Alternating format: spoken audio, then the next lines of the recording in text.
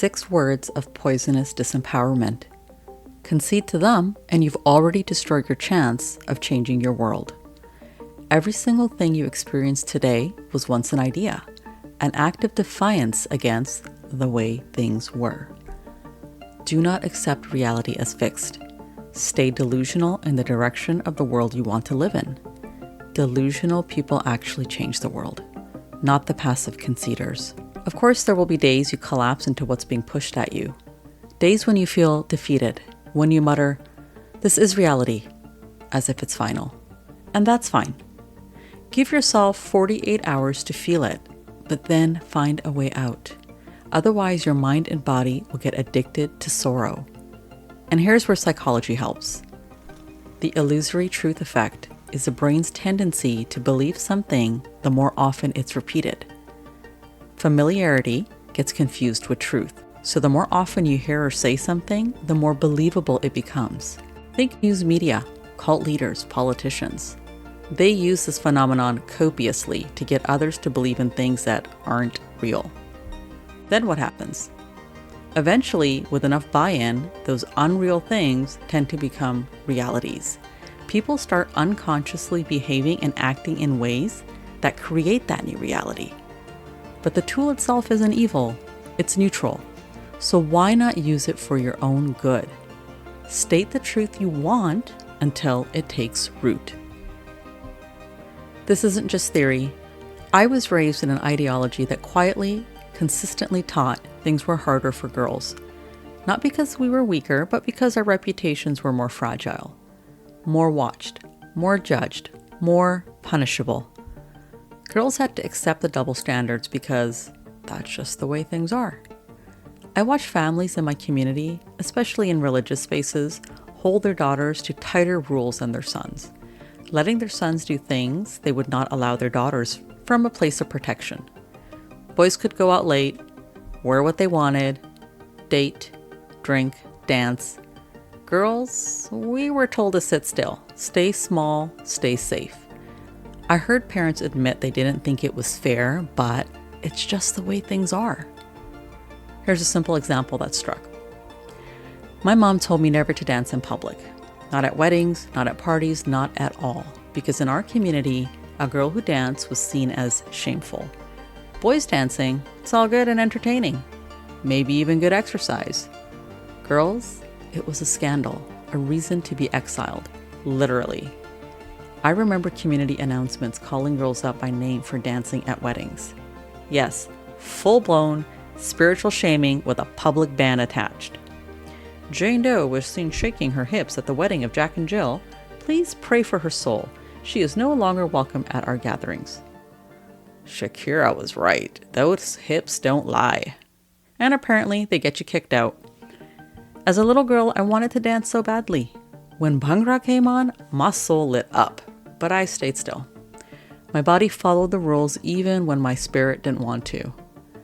That changed around age 15. I finally let myself move and I was willing to face whatever came with it. Then I did all the other good girl things too. I got an arranged marriage, had kids, played the role, and then I started to hear women from my generation, mothers now, repeat the same words their parents said.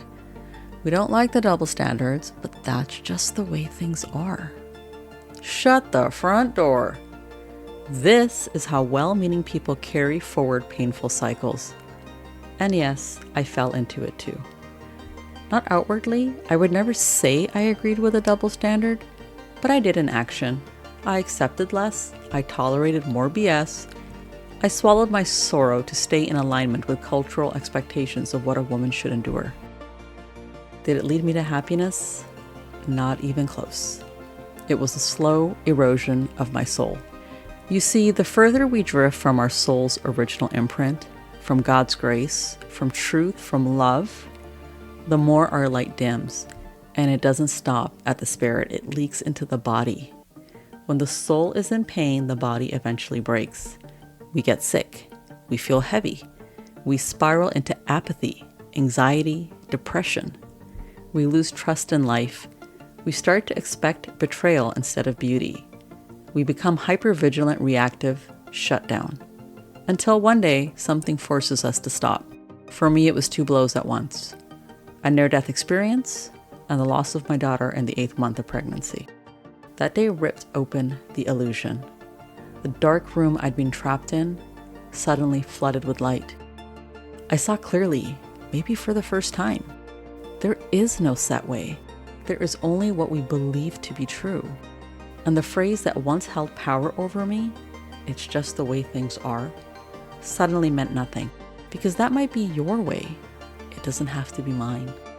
And my truth is this: girls are not here to be silenced, or punished, or groomed for sacrifice.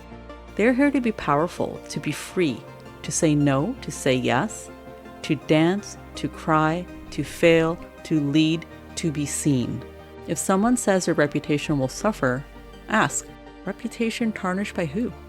The same people who delight in shaming others while hiding their own shadows?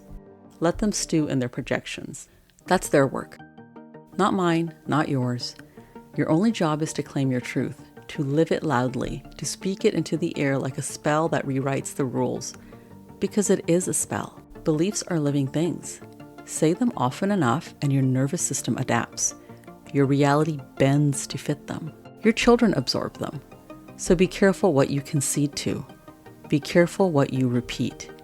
Never say something you don't want to program into your future or your lineage. Choose your truth with intention. Speak it with love. And repeat it until it replaces the lie. For me, my daughter, the one I never got to hold, was the one who handed me back my voice. Her exit cracked something open in me that no ideology could close again. She left me with a truth that lives inside me now. Girls don't need to shrink to survive. We were never meant to. I am speaking it into my life so it can ripple into yours, and maybe into hers wherever she is. Speak your truth. Let the world rise to meet it. All the best.